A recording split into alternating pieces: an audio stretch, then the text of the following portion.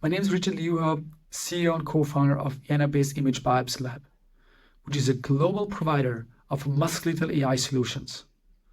Now today, I'm excited to talk about our latest innovation, which is called IB Lab FLAMINGO. IB Lab FLAMINGO has been designed to opportunistically screen for vertebral fractures in routine CT scans. The mission of this technology is to connect patients with fracture zone service centers, basically streamlining osteoporosis care.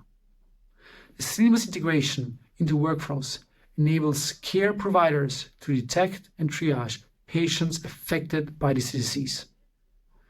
Together with our partners from academia and industry, we believe that this technology can have a lasting impact on our healthcare systems. We developed the software together with UCB in Belgium and have validated the algorithm with renowned sites in Sweden and Austria, such as the University Hospital Linköping or the Medical University in Graz. We all share the same vision that there's a new time, a new paradigm for osteoporosis care possible with technology. Thank you.